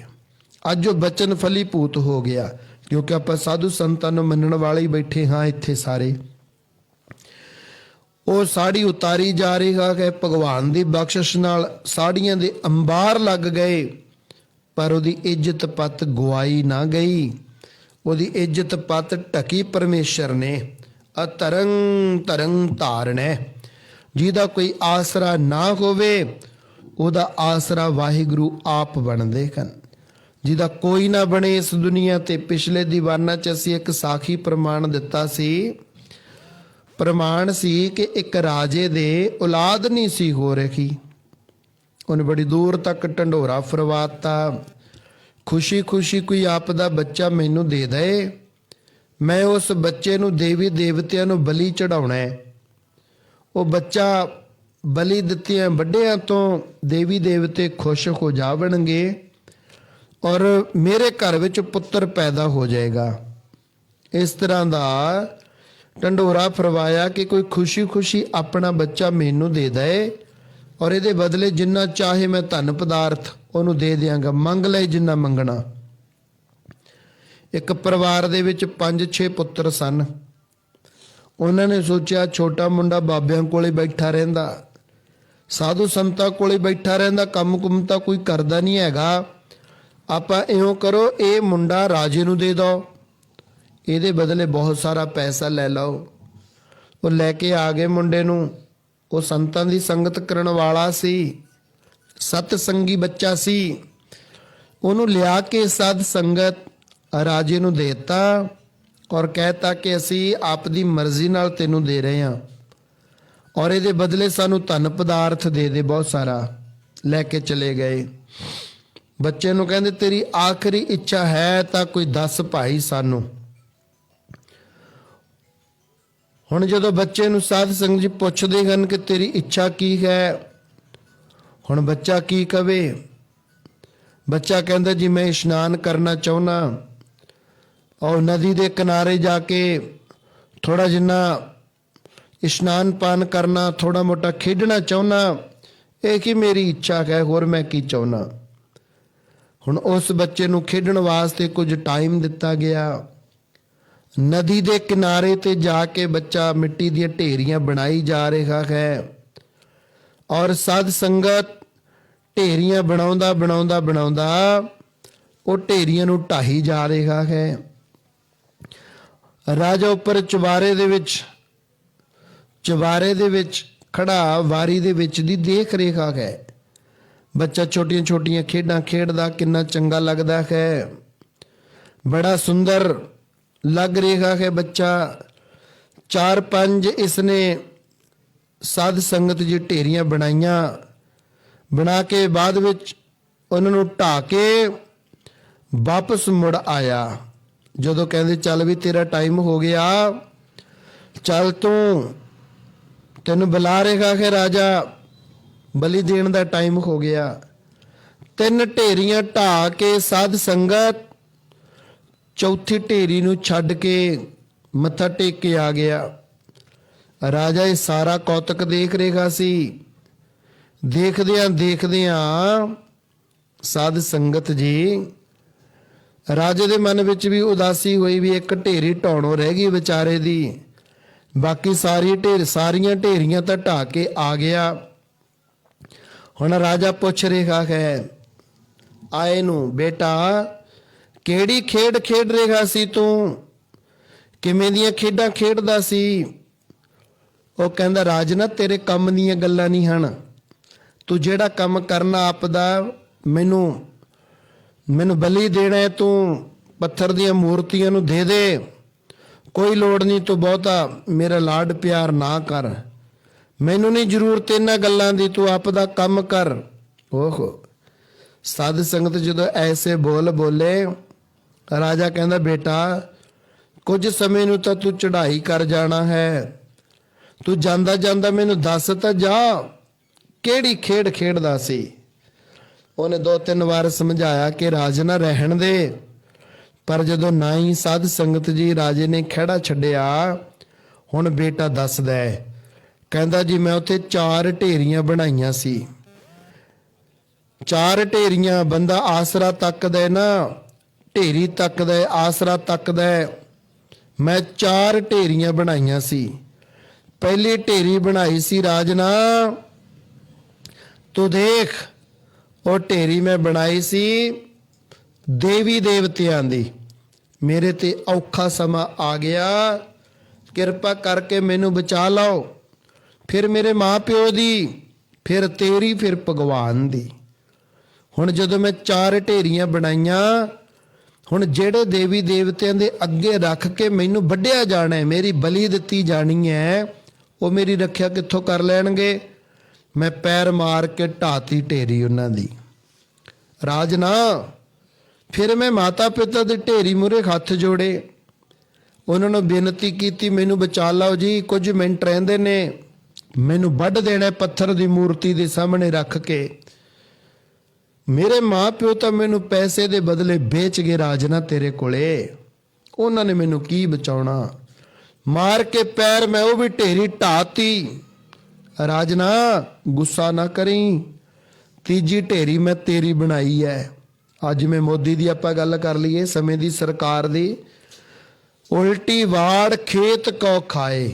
ਰਾਜੇ ਬੜੇ ਬਾਬਾ ਜੀ ਧਾਰਨਾ ਪੜ੍ਹਦੇ ਹੁੰਦੇ ਸੀ ਕਿ ਉਲਟੀ ਵਾੜ ਖੇਤ ਕੋ ਖਾਵੇ, ਰਾਜੇ ਪਾਪ ਕਮਾਉਂਦੇ ਨੇ। ਬਚਨ ਤਾਂ ਉਦੋਂ ਦੇ ਕੀਤੇ ਨੇ 100 ਸਾਲ ਪਹਿਲਾਂ ਦੇ, ਤੇ ਸਾਧ ਸੰਗਤ ਅੱਜ ਫਲੀਭੂਤ ਹੋ ਰਹੇ, ਅਸੀਂ ਦੇਖ ਰਹੇ ਹਾਂ ਕਿ ਜਿਹੜਾ ਗਿਆਨ ਸਾਨੂੰ ਉਦੋਂ ਕਰਵਾਉਂਦੇ ਸੀ, ਅੱਜ ਉਹ ਪਾਪ ਦੁਨੀਆ ਤੇ ਹੋ ਰਿਹਾ ਹੈ। ਹੁਣ ਜਦੋਂ ਰਾਜੇ ਨੂੰ ਕਹੇਗਾ ਰਾਜਨਾ ਤੀਜੀ ਢੇਰੀ ਤੇਰੇ ਨਾਂ ਦੀ ਸੀ, ਵੀ ਜੇ ਭਗਵਾਨ ਨਹੀਂ, ਦੇਵੀ ਦੇਵਤੇ ਨਹੀਂ ਮਦਦ ਕਰਨਗੇ, ਮਾਂ ਪਿਓ ਨਹੀਂ ਮਦਦ ਕਰਨਗੇ, ਰਾਜਾ ਵੀ ਤਾਂ ਮਾਂ ਪਿਓ ਹੀ ਹੁੰਦਾ ਹੈ ਪ੍ਰਜਾ ਦਾ, ਤੂੰ ਵੀ ਤਾਂ ਮੇਰੀ ਰੱਖਿਆ ਕਰ ਸਕਦਾ ਸੀ। ਪਰ ਗੱਲ ਸੁਣ ਰਾਜਨਾ, ਤੇਰੇ ਮਨ ਦੇ ਵਿੱਚ ਤਾਂ ਪੁੱਤਰ ਦੀ ਪ੍ਰਾਪਤੀ ਦੀ ਭੁੱਖ ਹੈ, ਤੂੰ ਤਾਂ ਆਪ ਮੈਨੂੰ ਵੱਢਣ ਨੂੰ ਦੇਵੀ ਦੇਵਤਿਆਂ ਕੋਲ ਲੈ ਕੇ ਜਾ ਰਿਹਾ ਹੈ, ਤੂੰ ਮੈਨੂੰ ਕੀ ਛੱਡੇਗਾ? ਕਹਿੰਦਾ ਪੁੱਤ ਚੌਥੀ ਢੇਰੀ ਕਾਹਤੇ ਛੱਡਿਆ ਆ, ਚੌਥੀ ਢੇਰੀ ਕਾਹਤੇ ਨਹੀਂ ਢਾਹੀ ਤੂੰ, ਕੀ ਗੱਲ? ਕਹਿੰਦੀ ਰਾਜਨਾ ਚੌਥੀ ਢੇਰੀ ਉਸ ਅਕਾਲ ਪੁਰਖ ਵਾਹਿਗੁਰੂ ਦੀ ਹੈ। ਆਪਾਂ ਜਾਪ ਸਾਹਿਬ ਪੜ੍ਹਦੇ ਆ ਨਾ, ਚੱਕਰ ਚੇਖਨ ਅਰ ਬਰਨ ਜਾਤ ਅਰ ਪਾਤ ਨਹਿਨ ਜੇਕੇ, रूप रंग अर रेख पेख को कह ना सकत के अचल मूर्त अनुभव प्रकाश अमतोज किहिजै, कोट इंद्र इंद्राण साहु साहान गणिजै, तिर पवन महीप सुर नर असुर, नेत नेत वन तृण कहत, त्वै सर्व नाम कथै कवन, कर्म नाम वर्णत सुमत, रूप न रेख न रंग किच, त्रह गुण ते प्रभ भिन, जिसे बुझाए नानका, जिस होवै सो प्रसन्न, तिसै बुझाए नानका। ਉਹਨੂੰ ਪਰਮੇਸ਼ਰ ਦਿਖਾਉਂਦੇ ਨੇ ਭਗਵਾਨ ਜਿਹਦੇ ਤੇ ਜ਼ਿਆਦਾ ਹੀ ਪ੍ਰਸੰਨ ਹੋ ਜਾਣ। ਚੌਥੀ ਢੇਰੀ ਮੈਂ ਅਦਿਖ ਵਾਹਿਗੁਰੂ, ਜੋ ਇੱਕ ਓੰਕਾਰ ਸਤਨਾਮ, ਜਿਹਦਾ ਨਾਮ ਸਤ ਹੈ, ਕਦੇ ਨਾਸ਼ ਨਹੀਂ ਹੋਣਾ। ਕਰਤਾ ਪੁਰਖ ਜੋ ਕ੍ਰੀਏਟਰ ਹੈ, ਸਾਰੀ ਕ੍ਰੀਏਸ਼ਨ ਕਰਨ ਵਾਲਾ ਹੈ, ਸਾਰੀ ਸਲਤਨਤ ਬਣਾਉਣ ਵਾਲਾ ਹੈ, ਸਾਰਾ ਸੰਸਾਰ ਬਣਾਉਣ ਵਾਲਾ ਹੈ। कोट ब्रह्मांड को ठाकुर स्वामी सर्व जिया का दाता रे, ਪ੍ਰਤਪਾਲੈ ਨਿਤ ਸਾਰ ਸੰਭਾਲੈ, ਇੱਕ ਗੁਣ ਨਹੀਂ ਮੂਰਖ ਜਾਤਾ ਰੇ। ਹਰ ਆਰਾਧਨਾ ਜਾਨਾ ਰੇ, ਹਰ ਹਰ ਗੁਰ ਗੁਰ ਕਰਤਾ ਰੇ। ਹਰ ਜੀਉ ਨਾਮ ਪਰਿਉ ਰਾਮਦਾਸ। ਉਸ ਅਕਾਲ ਪੁਰਖ ਦੀ ਚੌਥੀ ਢੇਰੀ ਬਣਾ ਕੇ ਛੋੜ ਆਇਆ ਮੈਂ ਕਿ ਉਹ ਹੈ ਭਗਵਾਨ। ਉਸ ਅਕਾਲ ਪੁਰਖ ਨੇ ਮੈਨੂੰ ਬਚਾਉਣਾ ਹੈ। ਐ ਮੇਰੀ ਗਰਦਨ ਦੇ ਉੱਪਰ ਕਿਰਪਾਨ ਲੱਗੀ ਹੋਵੇਗੀ, ਐ ਕੱਟਣ ਦੇ ਵਾਸਤੇ ਮੇਰੇ ਤੇ ਵਾਰ ਕਰਦੇ ਹੋਵੋਗੇ, ਤੇ ਮੇਰੇ ਭਗਵਾਨ ਨੇ ਉਹਦੇ ਥੱਲਿਓਂ ਵੀ ਬਚਾ ਲੈਣਾ ਮੈਨੂੰ ਮਰਨ ਨਹੀਂ ਦੇਣਗੇ। ਜਾਂ ਕੋ ਰਾਖੇ ਸਾਈਆਂ ਮਾਰ ਸਕੈ ਨਾ ਕੋਏ। ਕੋਈ ਮਾਰ ਨਹੀਂ ਸਕਦਾ ਜਦੋਂ ਭਗਵਾਨ, ਜਦੋਂ ਜਾਂ ਕਰਤਾ ਵੱਲ ਤਾਂ ਸਭ ਕੋ ਵੱਲ। ਜਾਂ ਜਦੋਂ ਅਕਾਲ ਪੁਰਖ ਵਾਹਿਗੁਰੂ ਆਪ ਰੱਖਿਆ ਕਰਨ ਨੂੰ ਸਮਰੱਥ ਹੋਣ, ਤਾਤੀ ਵਾਉ ਨਾ ਲੱਗਈ। ਪਾਰ ਬ੍ਰਹਮ ਸ਼ਰਨਾਈ, ਚੌ ਗਿਰਦ ਹਮਾਰੇ ਰਾਮ ਕਰ, ਦੁੱਖ ਲੱਗੇ ਨਾ ਪਾਏ। ਇਸ ਕਰਕੇ ਚੌਥੀ ਢੇਰੀ ਮੈਂ ਛੋੜ ਆਇਆ, ਤੇਰੀ ਢੇਰੀ ਵੀ ਲੱਤ ਮਾਰ ਕੇ ਢਾਹ ਕੇ ਆ ਗਿਆ। ਰਾਜਾ ਮਨ ਨਾਲ ਵਿਚਾਰ ਕਰਦਾ ਹੈ, ਹੇ ਮਨਾ, ਇੰਨਾ ਸਿਆਣਾ ਬੱਚਾ ਆਪਾਂ ਅਰਥ ਕਰੇ ਅਤਰੰਗ ਤਰੰਗ ਧਾਰਣੈ, ਜਿਹਦਾ ਕੋਈ ਆਸਰਾ ਨਾ ਹੋਵੇ। ਭਗਵਾਨ ਆਪ ਉਹਦਾ ਆਸਰਾ ਬਣਦੇ ਨੇ, ਆਪ ਬਣਦੇ ਨੇ ਆਸਰਾ। ਅਤਰੰਗ ਤਰੰਗ ਧਾਰਣੈ। ਰਾਜਾ ਸੋਚਦਾ, ਉਹ ਮੇਰੇ ਮਨਾ, ਇੰਨਾ ਸਿਆਣਾ ਬੱਚਾ ਜੇ ਮੈਂ ਵੱਢ ਦਿੱਤਾ, ਮੈਂ ਮਾਰ ਦਿੱਤਾ, ਇੰਨੇ ਸਾਲ ਹੋ ਗਏ ਮੇਰੇ ਔਲਾਦ ਤਾਂ ਹੋਈ ਨਹੀਂ। ਜੇ ਇਹ ਵੀ ਮਾਰਤਾ ਤੇ ਮੇਰੇ ਔਲਾਦ ਨਾ ਹੋਈ, ਮੈਨੂੰ ਤਾਂ ਪਾਪ ਹੀ ਬਹੁਤ ਲੱਗੇਗਾ। ਕਿਉਂ ਨਾ ਮੈਂ ਇਸ ਬੱਚੇ ਨੂੰ ਅਡਾਪਟ ਕਰ ਲਵਾਂ, ਗੋਦ ਲੈ ਲਵਾਂ, ਕਿਉਂਕਿ ਇਹਦਾ ਤਾਂ ਮੈਂ ਪੈਸਾ ਦਿੱਤਾ ਹੋਇਆ। ਚਾਹੇ ਮੈਂ ਇਹਨੂੰ ਰੱਖਾਂ ਚਾਹੇ ਮਾਰਾਂ, ਇਹ ਬੱਚਾ ਤਾਂ ਮੇਰਾ ਹੈ। ਉਸਨੇ ਇਹ ਸੰਕਲਪ ਲੈ ਕੇ ਮਨ ਦੇ ਵਿੱਚ ਸਾਧ ਸੰਗਤ ਜੀ ਢੰਡੋਰਾ ਫਰਵਾਤਾ, ਜਿੱਥੇ 5 7 10 ਮਿੰਟ ਬਾਅਦ ਉਹਦੀ ਬਲੀ ਦਿੱਤੀ ਜਾਣੀ ਸੀ, ਉੱਥੇ ਅਕਾਲ ਪੁਰਖ ਵਾਹਿਗੁਰੂ ਨੇ ਉਹਨੂੰ ਮਰਨੋਂ ਬਚਾ ਲਿਆ। ਔਰ ਸਾਧ ਸੰਗਤ ਜੀ ਉਹਦੇ ਰਾਜ ਗੱਦੀ ਦਾ ਤਿਲਕ ਹੋ ਗਿਆ, ਰਾਜ ਗੱਦੀ ਦਾ, ਵੀ ਅੱਜ ਤੇ ਰਾਜ ਕੁਮਾਰ ਹੈ। ਰਾਜੇ ਦੇ ਜਾਣ ਤੋਂ ਬਾਅਦ ਇਹ ਗੱਦੀ ਦਾ ਬਾਲੀ ਵਾਰਸ ਹੈ। ਇਸ ਕਰਕੇ ਸਾਨੂੰ ਮਨ ਉਦਾਸ ਨਹੀਂ ਕਰਨਾ ਚਾਹੀਦਾ। ਜੇ ਅੱਜ ਅਸੀਂ ਦੁਖੀ ਆ ਨਾ, ਅੱਜ ਸਾਡੇ ਤੇ ਕਸ਼ਟ ਦਾ ਸਮਾਂ ਚੱਲਦਾ ਹੈ, ਤਾਂ ਇਹ ਮੰਨ ਕੇ ਚੱਲੋ ਕਿ ਅਸੀਂ ਪਤਾ ਹੀ ਕੋਈ ਨਹੀਂ ਕਿੰਨੇ ਕੁ ਪਾਪ ਕੀਤੇ ਹੋਏ ਨੇ, ਕਿੰਨੀਆਂ ਕੁ ਗਲਤੀਆਂ, ਕਿੰਨੇ ਕੁ ਔਗਣ ਕੀਤੇ ਹੋਏ ਨੇ। ਬਾਣੀ ਪੜੋ, ਦੱਦਾ ਦੋਸ਼ ਨਾ ਦਿਓ ਕਿਸੈ, ਦੋਸ਼ ਕਰਮਾ ਆਪਣਿਆ। ਜੋ ਮੈਂ ਕੀਆ ਸੋ ਮੈਂ ਪਾਇਆ, ਦੋਸ਼ ਨਾ ਦੀਜੈ ਅਵਰ ਜਨਾ। ਕਿਸੇ ਦਾ ਦੋਸ਼ ਦੇਣਾ। ਅਸੀਂ ਪਤਾ ਨਹੀਂ ਕਿੰਨੇ ਕੁ ਪਾਪ ਕੀਤੇ ਹੈ। ਜਦੀ ਕਿ ਸਾਡੀ ਸੁਰਤ ਸੰਭਲੀ ਹੈ, ਜੇ ਉਦੋਂ ਤੋਂ ਲੈ ਕੇ ਹੁਣ ਤੱਕ ਨਿਗਾਹ ਮਾਰੀਏ, ਕਿੰਨੇ ਕਰਮ ਅਸੀਂ ਕੀਤੇ ਨੇ ਜਿਹੜੇ ਗੁਰਮਰਿਆਦਾ ਦੇ ਉਲਟ ਨੇ। ਕਿੰਨੇ ਔਗਣ ਨੇ, ਇੰਨੇ ਔਗਣ ਕਿ ਸਤਿਗੁਰਾਂ ਦੀ ਹਜ਼ੂਰੀ ਚ ਆਉਂਦਿਆਂ ਨੂੰ ਡਰ ਲੱਗਦਾ ਹੈ ਵੀ ਜੇ ਸਤਿਗੁਰਾਂ ਨੇ ਕਹਿਤਾ, ਓਏ ਤੂੰ ਤਾਂ ਇੰਨੇ ਔਗਣ ਕਰਦਾ, ਇੰਨੀਆਂ ਗਲਤੀਆਂ ਕਰਦਾ, ਇੰਨੇ ਨਸ਼ੇ ਕਰਦਾ, ਇੰਨੀ ਨਿੰਦਿਆ ਕਰਦਾ, ਇੰਨੇ ਪਾਪ ਕਰਦਾ, ਭੱਜ ਇੱਥੋਂ, ਤਾਂ ਅਸੀਂ ਇੱਥੇ ਖੜ ਨਹੀਂ ਸਕਦੇ। ਸਾਧ ਸੰਗਤ ਖੜਨ ਜੋਗੇ ਨਹੀਂ। ਇੰਨੇ ਔਗਣ, ਇੰਨੀਆਂ ਗਲਤੀਆਂ, ਇੱਕ ਵੀ ਕਰਮ ਸਾਡਾ ਜਿਵੇਂ ਦੀ ਮਰਿਆਦਾ ਦੱਸਦੀ ਹੈ ਨਾ, ਗੁਰਮਰਿਆਦਾ, ਇੱਕ ਵੀ ਗੁਣ ਸਾਡਾ ਸਾਧ ਸੰਗਤ ਜੀ ਉਹਦੇ ਅਨੁਕੂਲ ਨਹੀਂ ਹੈ। ਸੋ ਇਸ ਕਰਕੇ ਸਾਧ ਸੰਗਤ ਜੀ ਸਾਡੇ ਜਿਹੜੇ ਕਰਮ ਹਨ ਉਹ ਇੰਨੇ ਜ਼ਿਆਦਾ ਭਿਆਨਕ ਬਣ ਚੁੱਕੇ ਹਨ ਕਿ ਪਰਮੇਸ਼ਰ ਹੀ ਸਾਨੂੰ ਮਾਫ ਕਰੇ। ਸੋ ਇਸ ਕਰਕੇ ਅਸੀਂ ਕਹਿ ਰਹੇ ਸਾਂ ਕਿ ਸੱਚੇ ਪਾਤਸ਼ਾਹ ਦੇ ਚਰਨਾਂ 'ਚ ਬੇਨਤੀ ਕਰੀਏ। ਇਹ ਨਾ ਕਹੀਏ ਸਾਨੂੰ ਕਿਉਂ ਦੁੱਖ ਦੇਈ ਜਾਨਾ, ਅਸੀਂ ਤੇਰਾ ਕੀ ਮਾੜਾ ਕੀਤਾ, ਅਸੀਂ ਤੈਨੂੰ ਅਸਿਓ ਮਿਲੇ ਆ ਮਹਾਰਾਜ ਦੁੱਖ ਦੇਣ ਨੂੰ, ਇੰਨੀ ਦੁਨੀਆ ਤੁਰੀ ਫਿਰਦੀ ਹੈ ਉਹਨਾਂ ਨੂੰ ਦੇ ਲੈ। ਅਸੀਂ ਇਹ ਲਫ਼ਜ਼ ਤਾਂ ਵਰਤਨੇ ਹੀ ਨਹੀਂ। ਸਾਧ ਸੰਗਤ ਇਹ ਲਫ਼ਜ਼ ਨਹੀਂ ਵਰਤਨੇ ਹਨ। ਅਸੀਂ ਵਰਤਣਾ ਹੈ, ਹੇ ਵਾਹਿਗੁਰੂ, ਜੇ ਸਾਡੇ ਤੇ ਇੰਨਾ ਔਖਾ ਸਮਾਂ ਆ ਗਿਆ, ਇੰਨੀ ਕੁ ਤਾਕਤ ਦੇ ਕਿ ਅਸੀਂ ਤੇਰੇ ਪੇਪਰਾਂ 'ਚੋਂ ਪਾਸ ਹੋ ਜਾਈਏ, ਅਸੀਂ ਤੇਰੇ ਪੇਪਰਾਂ 'ਚੋਂ ਪਾਸ ਹੋ ਜਾਈਏ ਸੱਚੇ ਪਾਤਸ਼ਾਹ ਜੀ, ਕਿਤੇ ਇਹ ਨਾ ਹੋਵੇ ਤੂੰ ਪੇਪਰ ਪਾਇਆ, ਅਸੀਂ ਤੇਰੇ ਨਾਲ ਰੁੱਸ ਕੇ ਬਹਿ ਜਾਈਏ ਤੇ ਤੂੰ ਸਾਨੂੰ ਪੇਪਰਾਂ 'ਚੋਂ ਫੇਲ ਕਰ ਦਵੇਂ, ਤੇ ਹੋਰ ਜ਼ਿੰਦਗੀ, ਹੋਰ ਜਨਮ, ਹੋਰ ਸਾਰੇ ਸਾਡੇ ਨਾਲ ਦੇ ਸਾਥੀ, ਸਾਡੇ ਨਾਲ ਦੇ ਧੀਆਂ ਪੁੱਤਰ ਕਹਿ ਲਓ, ਭੈਣ ਭਾਈ ਕਹਿ ਲਓ, ਸਾਰੇ ਦੁਖੀ। ਮਹਾਰਾਜ ਕਿਰਪਾ ਕਰ, ਜੇ ਪੇਪਰ ਪਾਇਆ ਹੈ ਤਾਂ ਇੰਨਾ ਕੁ ਗਿਆਨ ਬਖਸ਼ ਕੇ ਤੇਰੀ ਗੁਰਬਾਣੀ ਅਨੁਸਾਰ, ਤੇਰੇ ਸਾਧੂ ਸੰਤਾਂ ਦੇ ਬਚਨਾਂ ਨੂੰ ਕਮਾਉਂਦੇ ਕਮਾਉਂਦੇ ਅਸੀਂ ਆ ਜੀਵਨ ਲਾ ਦਈਏ ਤੇਰੇ ਲੇਖੇ। ਕਿਉਂਕਿ ਤੁਸੀਂ ਨਿਗਾਹ ਮਾਰ ਕੇ ਦੇਖੋ, ਅੱਜ ਤੋਂ 10 15 20 ਸਾਲ ਪਹਿਲਾਂ ਜਿਹੜੇ ਬਹੁਤ ਅਮੀਰ ਸੀ ਅੱਜ ਗਰੀਬ ਹੋਏ ਬੈਠੇ ਨੇ। ਆਪੋ ਆਪਣੇ ਪਿੰਡਾਂ 'ਚ ਨਿਗਾਹ ਮਾਰ ਲਓ, ਆਂਢ ਗੁਆਂਢ 'ਚ ਨਿਗਾਹ ਮਾਰ ਲਓ। ਅੱਜ ਤੋਂ 20 ਸਾਲ ਪਹਿਲਾਂ ਸਾਧ ਸੰਗਤ ਜੀ ਜਿਹੜੇ ਬਹੁਤ ਜ਼ਿਆਦਾ ਗਰੀਬ ਸੀ, ਬੜੀ ਬੜੀਆਂ ਕੋਠੀਆਂ ਪਾਈ ਬੈਠੇ ਨੇ, ਬੜੇ ਕੰਮ ਠੀਕ ਕਰੀ ਬੈਠੇ ਨੇ।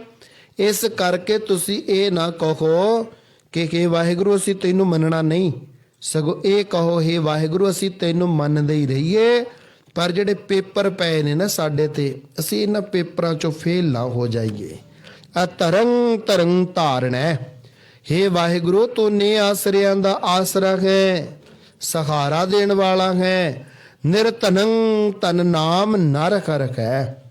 ਜਿਨ੍ਹਾਂ ਕੋਲ ਪੈਸਾ ਨਹੀਂ ਹੈ, ਜਿਨ੍ਹਾਂ ਕੋਲ ਧਨ ਨਹੀਂ ਹੈ, ਉਹਨਾਂ ਕੋਲ ਤੇਰੇ ਨਾਮ ਦਾ ਖਜ਼ਾਨਾ ਹੈ। ਹੁਣ ਇੱਕ ਪਾਸੇ ਤਾਂ ਸਾਧੂ ਸੰਤ ਫੱਕਰ ਫਕੀਰਾਂ ਨੇ, ਸਾਧ ਸੰਗਤ ਜੀ ਕੱਖਾਂ ਕਾਨਿਆਂ ਦੀ ਝੌਂਪੜੀ ਪਾਈ ਹੋਵੇ, ਔਰ ਇੱਕ ਪਾਸੇ ਸਾਧ ਸੰਗਤ ਬੜਾ ਤਕੜਾ 3 4 5 ਮੰਜ਼ਲਾ ਘਰ ਮਕਾਨ ਬਣਾਇਆ ਹੋਵੇ, ਤੁਹਾਡਾ ਸਿਰ ਕਿੱਧਰਲੇ ਪਾਸੇ ਨੂੰ ਝੁਕੇਗਾ? 4 5 ਮੰਜ਼ਲੀ ਜਿਹੜੀ ਕੋਠੀ ਬੰਗਲਾ ਪਾਇਆ ਉਧਰ ਨੂੰ, ਜਾਂ ਜਿਹੜੀ ਕੱਖਾਂ ਕਾਨਿਆਂ ਦੀ ਝੌਂਪੜੀ ਜਿਹਦੇ ਵਿੱਚ ਸਾਧੂ ਸੰਤ ਬੈਠੇ ਨਾਮ ਜਪਦੇ ਐ, ਭਜਨ ਕਰਦੇ, ਬੰਦਗੀ ਕਰਦੇ ਐ, ਸਾਡਾ ਸਿਰ ਹਮੇਸ਼ਾ ਨਾਮ ਵਾਲੇ ਪਾਸੇ ਝੁਕੇਗਾ। ਬਾਣੀ ਕਹਿੰਦੀ ਬਸਤਾ ਟੁੱਟੀ ਝੌਂਪੜੀ ਚੀਰ ਸਭ ਛਿੰਨਾ। ਹੁਣ ਕਹਿੰਦੇ ਘਰ ਟੁੱਟਿਆ ਹੋਇਆ ਹੋਵੇ, ਵਸਤਰ ਪਾਟੇ ਹੋਏ ਹੋਣ, ਮਿੱਤਰ ਨਾ ਇਠ ਤਨ ਰੂਪਹੀਣ ਕਿਛ ਸਾਕ ਨਾ ਸਿੰਨਾ। ਚਾਹੇ ਉਹਦਾ ਰਿਸ਼ਤੇਦਾਰ ਸਾਕ ਸੰਬੰਧੀ ਵੀ ਅੰਤਾਂ ਦੇ ਗਰੀਬ ਹੋਣ, ਸਾਧ ਸੰਗਤ ਜੀ ਕੋਈ ਬੁਲਾ ਕੇ ਰਾਜੀ ਨਾ ਹੋਵੇ ਉਹਨਾਂ ਨੂੰ, ਪਰ ਜਿਹਦੇ ਤੇ ਅਕਾਲ ਪੁਰਖ ਦੀ ਕਿਰਪਾ ਹੋਵੇ, ਉਹਦੇ ਪਾਟੇ ਹੋਏ ਕੱਪੜੇ, ਸਾਧ ਸੰਗਤ ਜੀ ਉਹਦਾ ਟੁੱਟਿਆ ਹੋਇਆ ਮਕਾਨ, ਉਹਦਾ ਕਰੂਪ ਚਿਹਰਾ, ਉਹਨਾਂ ਦੀ ਵੀ ਫੋਟੋ ਘਰ ਵਿੱਚ ਲਾ ਕੇ ਕਹਿੰਦੇ ਸਾਡੇ ਮਹਾਪੁਰਸ਼ ਨੇ, ਜਿਨ੍ਹਾਂ ਨੂੰ ਅਸੀਂ ਮੰਨਦੇ ਹਾਂ, ਸਾਡੇ ਉਹ ਗੁਰੂ ਮਹਾਰਾਜ ਨੇ, ਇਹਨਾਂ ਦੀ ਅਸੀਂ ਸੰਗਤ ਕਰਦੇ ਹਾਂ। ਇਸ ਕਰਕੇ ਜਦੋਂ ਵੀ ਅਸੀਂ ਆਪਣੇ ਔਗਣਾਂ ਵੱਲ ਨਿਗਾਹ ਮਾਰੀਏ ਤਾਂ ਆਪਣੇ ਕਰਮਾਂ ਨੂੰ ਜ਼ਰੂਰ ਸਵਾਰਨ ਦੀ ਕੋਸ਼ਿਸ਼ ਕਰੀਏ। ਮਹਾਰਾਜ ਸੱਚੇ ਪਾਤਸ਼ਾਹ ਜਿਨ੍ਹਾਂ ਦੇ ਕੋਲ ਪੈਸਾ ਨਹੀਂ ਹੈ, ਜੇ ਕਿਤੇ ਨਾਮ ਜਪਣ ਲੱਗ ਜਾਣ, ਆਪ ਜੀ ਦੀ ਬਾਣੀ ਦਾ ਫਰਮਾਨ ਹੈ, ਭਾਗ ਠੜੇ ਹਰ ਸੰਤ ਤੁਮਾਰੇ ਜਿਨ ਘਰ ਧਨ ਹਰ ਨਾਮਾ, ਪ੍ਰਵਾਨ ਗਣੀ ਸਈ ਇਹ ਆਏ ਸਫਲ ਤੇ ਨਾ ਕੇ ਕੰਮ। ਹੇ ਵਾਹਿਗੁਰੂ ਜੀ ਤੇਰੇ ਸੰਤ ਜਨ, ਰਾੜਾ ਸਾਹਿਬ ਦੀ ਟੱਕੀ ਜਦੋਂ ਆਪਾਂ ਦ੍ਰਿਸ਼ਟੀ ਮਾਰਦੇ ਹਾਂ, ਅੱਜ ਦਾ ਜੋ ਇਤਨਾ ਪਸਾਰਾ ਪਸਰਿਆ ਹੋਇਆ ਹੈ, ਔਰ ਜੇ ਉਸ ਥਾਂ ਤੇ ਆਪਣੀ ਵਿਰਤੀ ਲੈ ਕੇ ਜਾਈਏ, ਜਦੋਂ ਸੰਤ ਮਹਾਰਾਜ ਇੱਥੇ ਆਏ ਸਨ, ਕਿੰਨਾ ਜੰਗਲ ਵੇਲਾ ਸੀ, ਕਿਵੇਂ ਟੱਕੀ ਪਈ ਸੀ। ਨਾਮ ਦੀਆਂ ਬਰਕਤਾਂ ਦੇ ਨਾਲ ਅੱਜ ਅਸੀਂ ਕਹਿੰਦੇ ਸਾਡਾ ਤਾਂ ਤੀਰਥ ਹੀ ਇਹ ਹੈ, ਸਾਡੀ ਤਾਂ ਯਾਤਰਾ ਹੀ ਇੱਥੇ ਹੁੰਦੀ ਹੈ, ਸਾਡਾ ਤਾਂ ਮੱਕਾ ਮਦੀਨਾ ਮਹਾਰਾਜ ਰਾੜੇ ਵਾਲੇ ਸੰਤਾਂ ਦੇ ਸਥਾਨ ਤੇ ਹੀ ਹੈ। ਅੱਜ ਸਾਡੀ ਇੰਨੀ ਸ਼ਰਧਾ, ਇੰਨੀ ਭਾਵਨਾ, ਕਾਹਦਾ ਪ੍ਰਤਾਪ? ਨਾਮ ਦਾ ਪ੍ਰਤਾਪ, ਭਜਨ ਦਾ ਪ੍ਰਤਾਪ, ਸਿਮਰਨ ਦਾ ਪ੍ਰਤਾਪ ਹੀ ਇੰਨਾ ਜ਼ਿਆਦਾ ਹੈ। ਕੱਲਰ ਕਨੋਹੇ ਦੀ ਧਰਤੀ ਤੇ ਸ਼੍ਰੀਮਾਨ ਸੰਤ ਬਾਬਾ ਅਤਰ ਸਿੰਘ ਮਹਾਰਾਜ ਜੀਆਂ ਨੇ 6-6 ਮਹੀਨੇ ਦੇ ਚੌਂਕੜੇ, ਸਾਲ ਦੇ ਚੌਂਕੜੇ ਲਗਾਏ। ਬਿਲਕੁਲ ਭੁੱਖੇ ਰਹਿਣਾ, ਇੱਕ ਪ੍ਰਸ਼ਾਦਾ ਛਕਣਾ, ਇੱਕ ਗਲਾਸ ਜਲ ਦਾ ਜਾਂ ਢੰਡਿਆਈ ਦਾ ਛਕਣਾ, ਬਸ ਇਹਦੇ ਆਸਰੇ 6-6 ਮਹੀਨੇ ਕੱਢ ਦੇਣੇ। ਸਾਧ ਸੰਗਤ ਸਾਲ ਕੱਢ ਦੇਣਾ। ਅੱਜ ਅਸੀਂ ਕਹਿੰਦੇ ਹਾਂ 20ਵੀਂ ਸਦੀ ਦੇ ਅਵਤਾਰ ਸੰਤ ਮਹਾਰਾਜ ਸੰਤ ਬਾਬਾ ਅਤਰ ਸਿੰਘ ਜੀ।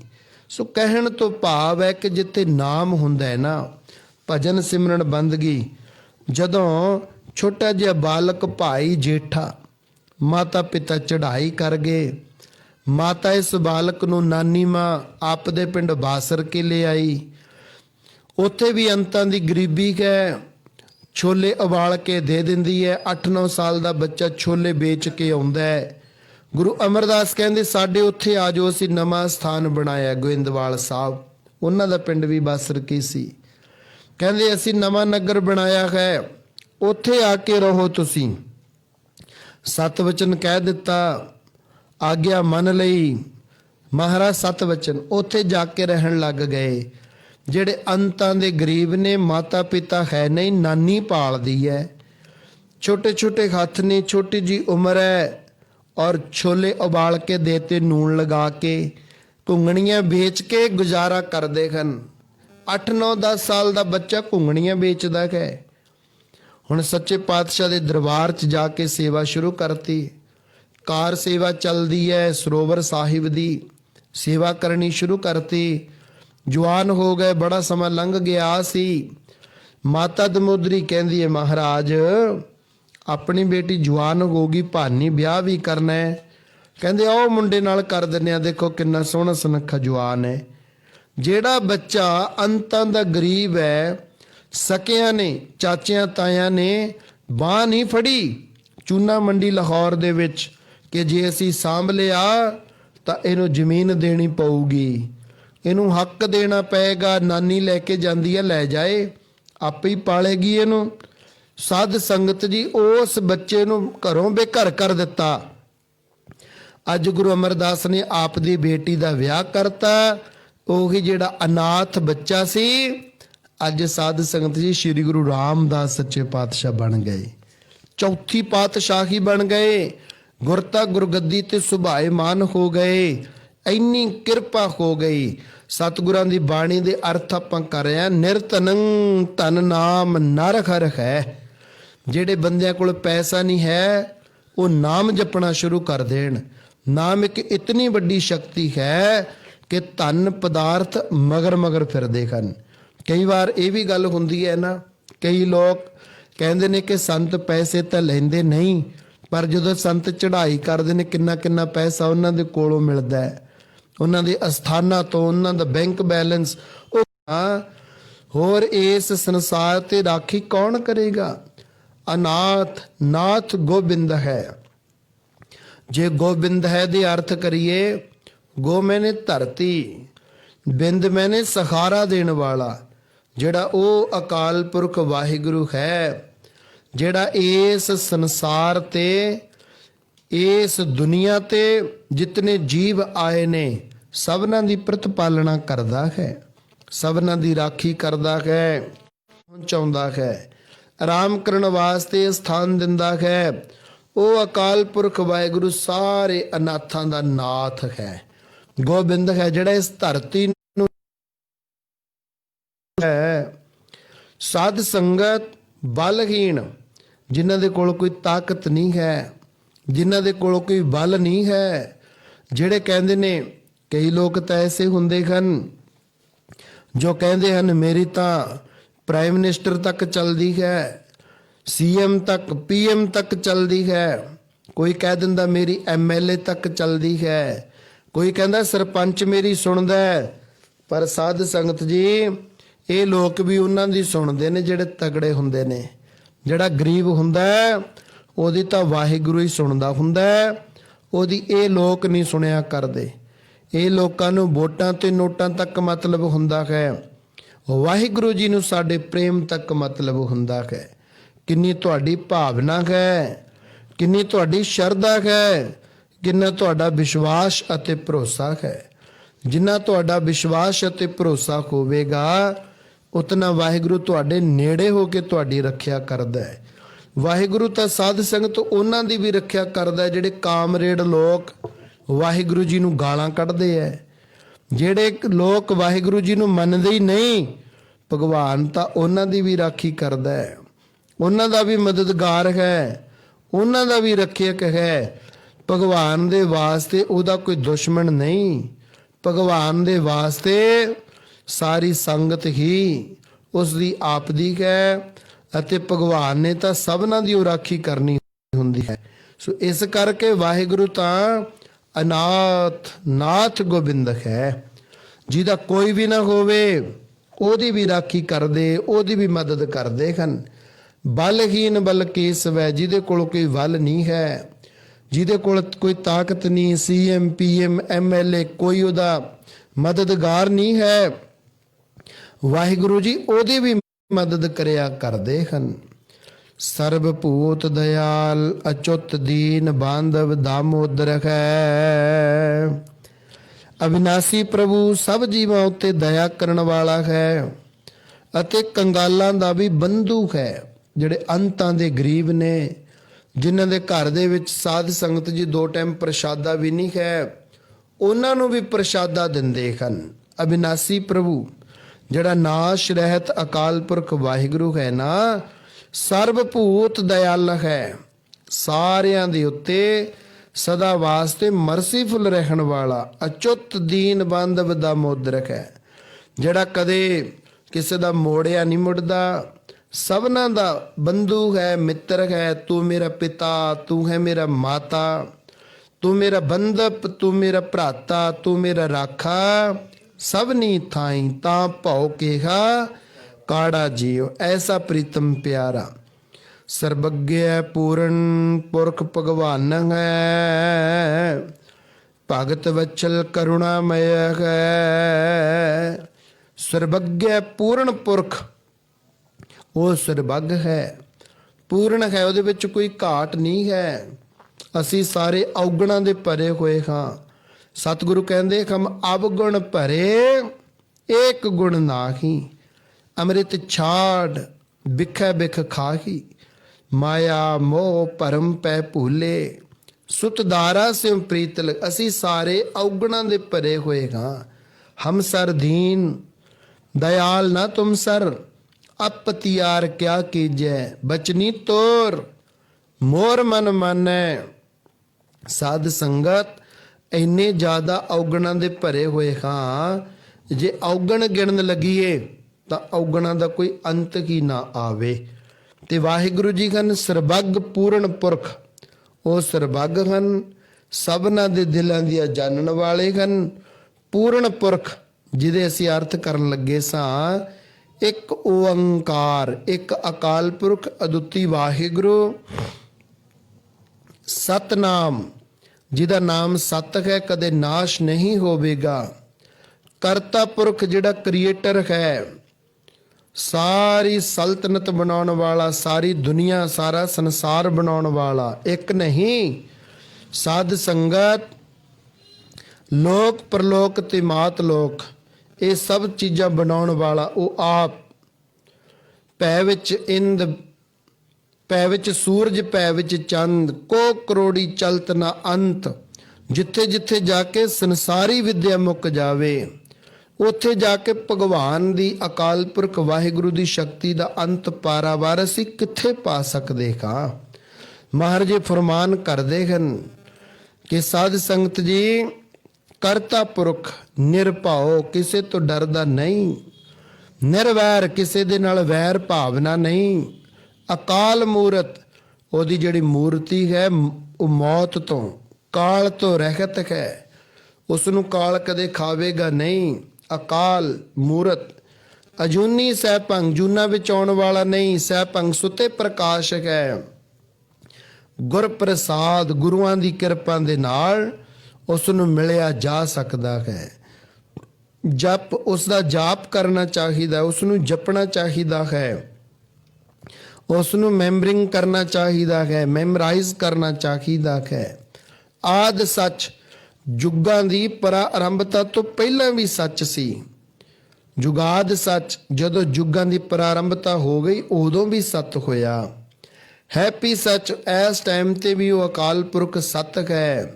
ਨਾਨਕ ਹੋਸੀ ਭੀ ਸੱਚ, ਆਉਣ ਵਾਲੇ ਸਮੇਂ ਵਿੱਚ ਵੀ ਉਹ ਕ੍ਰੀਏਟਰ ਅਕਾਲ ਪੁਰਖ ਵਾਹਿਗੁਰੂ ਤਿੰਨ ਕਾਲ ਸੱਤ ਹੀ ਰਹਿਣਗੇ। ਸਰਬੱਗਿਆ ਪੂਰਨ ਪੁਰਖ ਭਗਵਾਨ ਹੈ, ਭਗਤ ਵਚਲ ਕਰੁਣਾਮਯ। ਉਹ ਸਰਬੱਗ ਵਿਆਪਕ ਭਗਵਾਨ, ਸਭਨਾਂ ਦੇ ਦਿਲਾਂ ਦੀਆਂ ਜਾਣਨ ਵਾਲਾ, ਭਗਤੀ ਕਰਨ ਵਾਲੇ ਭਗਤਾਂ ਨੂੰ ਪਿਆਰ ਕਰਨ ਵਾਲਾ, ਤਰਸ ਦਾ, ਦਇਆ ਦਾ ਘਰ ਹੈ ਜੋ ਮਰਸੀਫੁਲ ਹੈ। ਆਲਮਾਈਟੀ ਗੋਡ ਮਰਸੀਫੁਲ ਹੈ, ਸਦੀਵ ਕਾਲ ਸਾਡੇ ਦੁੱਖਾਂ ਨੂੰ ਕੱਟਣ ਵਾਲਾ ਹੈ, ਰਹਿਮਤਾਂ ਬਰਸਾਉਣ ਵਾਲਾ ਹੈ। ਘਟ ਘਟ ਬਸੰਤ ਵਾਸੁਦੇਵ ਹੈ, ਪਾਰ ਬ੍ਰਹਮ ਪਰਮੇਸ਼ਰ ਹੈ। ਉਹ ਪ੍ਰਮਾਤਮਾ ਜ਼ਰਰੇ ਜ਼ਰਰੇ ਵਿੱਚ ਵਸ ਰਿਹਾ ਹੈ, ਹਰ ਇੱਕ ਦੇ ਹਿਰਦੇ ਵਿੱਚ ਵਸ ਰਿਹਾ ਹੈ, ਪ੍ਰਕਾਸ਼ਮਾਨ ਹੈ। ਜਾ ਚੰਤ ਨਾਨਕ ਕਿਰਪਾਲ ਪ੍ਰਸਾਦੰ, ਨਹਿ ਬਿਸਰੰਤ ਨਾਰਾਇਣ ਹੈ। ਨਾਨਕ ਸੱਚੇ ਪਾਤਸ਼ਾਹ ਫਰਮਾ ਰਹੇ ਹਨ, ਭਾਵ ਸਾਹਿਬ ਸ੍ਰੀ ਗੁਰੂ ਅਰਜਨ ਦੇਵ ਸੱਚੇ ਪਾਤਸ਼ਾਹ ਫਰਮਾ ਰਹੇ ਹਨ, ਉਹ ਕਿਰਪਾਲੂ ਦਿਆਲੂ ਨਾਰਾਇਣ ਜੋ ਮਰੇ ਹੋਏ ਹਿਰਦੇ ਨੂੰ ਹਰਿਆ ਭਰਿਆ ਕਰਨ ਵਾਲੇ ਹਨ, ਜਿਹੜੇ ਕਿਰਪਾ ਦੇ ਖਜ਼ਾਨੇ ਹਨ। ਅਸੀਂ ਉਹਨਾਂ ਦੇ ਚਰਨਾਂ ਚੋਂ ਇਹ ਦਾਤ ਮੰਗਦੇ ਹਾਂ, ਮਹਾਰਾਜ ਕਦੇ ਨਾ ਵਿਸਾਰੋ। ਜਾਚੰਤ ਨਾਨਕ ਕਿਰਪਾਲ ਪ੍ਰਸਾਦੰ, ਅਸੀਂ ਜਾਚਨਾ ਕਰਦੇ ਹਾਂ, ਅਸੀਂ ਬੇਨਤੀ ਕਰਦੇ ਹਾਂ ਕਿ ਨਹਿ ਬਿਸਰੰਤ ਨਾਰਾਇਣ ਹੈ। ਹੇ ਅਕਾਲ ਪੁਰਖ ਵਾਹਿਗੁਰੂ, ਕਿਰਪਾ ਕਰਕੇ ਨਾ ਵਿਸਾਰੋ, ਨਾ ਵਿਸਰੋ, ਨਾ ਭੁੱਲੋ, ਨਾ ਭੁਲਾਓ। ਆਪਦਿਆਂ ਨੂੰ ਆਪਦੇ ਕਰੋ, ਸਿਰ ਹੱਥ ਰੱਖੋ, ਔਗਣਾਂ ਦੇ ਭਰਿਆਂ ਹੋਇਆਂ ਦੇ ਔਗਣ ਮੁਆਫ ਕਰੋ। ਦਇਆ ਦੇ ਘਰ ਵਿੱਚ ਆ ਕੇ ਸਾਨੂੰ ਚਰਨ ਕਮਲਾਂ ਦੇ ਨਾਲ ਜੋੜ ਲਓ। ਸੋ ਸਾਧ ਸੰਗਤ ਜੀ, ਇਹ ਇੱਕ ਸ਼ਲੋਕ 20ਵਾਂ ਅਤੇ ਇੱਕ 21ਵਾਂ, ਇਹ ਦੋ ਸ਼ਲੋਕਾਂ ਦੀ ਵਿਚਾਰ ਆਪਾਂ ਨੇ ਸਤਿਗੁਰਾਂ ਦੀ ਹਜ਼ੂਰੀ ਵਿੱਚ ਸਹਿਸਕ੍ਰਿਤੀ ਬਾਣੀ ਦੀ ਕੀਤੀ ਹੈ। ਸਤਿਗੁਰੂ ਦਇਆ ਕਰਨ, ਜਿਤਨੀਆਂ ਵਿਚਾਰਾਂ ਕੀਤੀਆਂ ਸਾਡੇ ਹਿਰਦਾ ਸਥਾਨ ਵਿੱਚ ਵਸ ਜਾਣ। ਔਗਣਾਂ ਦਾ ਨਾਸ਼ ਹੋਵੇ, ਨਸ਼ੇ ਵਿਸ਼ਿਆਂ ਦਾ ਤਿਆਗ ਹੋਵੇ, ਨਾਮ ਸਿਮਰਨ ਵਾਲਾ ਉੱਚਾ ਤੇ ਸੁੱਚਾ ਜੀਵਨ ਹੋਵੇ। ਇਹ ਸਤਿਗੁਰਾਂ ਦੇ ਚਰਨਾਂ 'ਚ ਆਪਾਂ ਬੇਨਤੀ ਕਰਦੇ ਰਹਿਣਾ ਹੈ। ਪਰਿਵਾਰ ਨੇ ਜੋ ਜੋ ਮਨੋਕਾਮਨਾਵਾਂ ਮੁੱਖ ਰੱਖ ਕੇ ਸੇਵਾ ਕੀਤੀ ਹੈ, ਸਤਿਗੁਰੂ ਸੱਚੇ ਪਾਤਸ਼ਾਹ ਕਿਰਪਾ ਕਰਿਓ, ਇਹਨਾਂ ਦੀਆਂ ਸਭੇ ਮਨੋਕਾਮਨਾਵਾਂ ਪੂਰੀਆਂ ਕਰਿਓ। ਕੱਲ੍ਹ ਨੂੰ ਇਸੇ ਤਰ੍ਹਾਂ 6:30 ਵਜੇ ਤੋਂ 7:30 ਵਜੇ ਤੱਕ 1 ਘੰਟਾ ਸਹਿਸਕ੍ਰਿਤੀ ਬਾਣੀ, ਜਿਸ ਦੀ ਵਿਚਾਰ 1356 ਨੰਬਰ ਅੰਗ ਤੇ ਹੈ, ਇਸ ਦੀ ਵਿਚਾਰ ਆਪਾਂ 21ਵੇਂ ਸ਼ਲੋਕ ਤੋਂ ਅੱਗੇ ਕੱਲ੍ਹ ਨੂੰ ਸ਼ਾਮ ਨੂੰ 6:30 ਵਜੇ ਤੋਂ 7:30 ਵਜੇ ਤੱਕ ਕਰਾਂਗੇ। ਕੱਲ ਸਾਰਾ ਦਿਨ ਅਸੀਂ ਤੁਹਾਡੇ ਪਾਸ ਹਾਂ। ਜੇ ਕਿਸੇ ਨੇ ਵੀ ਕੋਈ ਵੀ ਬੇਨਤੀ, ਕੋਈ ਵੀ ਗੱਲਬਾਤ, ਕੋਈ ਵੀ ਦੁੱਖ ਸੁੱਖ ਕਰਨਾ ਹੋਵੇ, ਸਤਿਗੁਰਾਂ ਦੇ ਚਰਨਾਂ 'ਚ ਕੱਲ੍ਹ ਨੂੰ ਕਰ ਸਕਦੇ ਹੋ ਭਾਈ। ਸਤਿਗੁਰੂ ਕਿਰਪਾ ਕਰਨ, ਆਪਣੀ ਕਾਲ ਸੇਵਾ ਦਰ ਤੇ ਪ੍ਰਵਾਨ ਕਰ ਲੈਣ। ਇੰਨੀਆਂ ਕੁ ਬੇਨਤੀਆਂ ਪ੍ਰਵਾਨ, ਰਹਿੰਦੀਆਂ ਵਿਚਾਰਾਂ ਕੱਲ੍ਹ ਨੂੰ ਕਰਾਂਗੇ।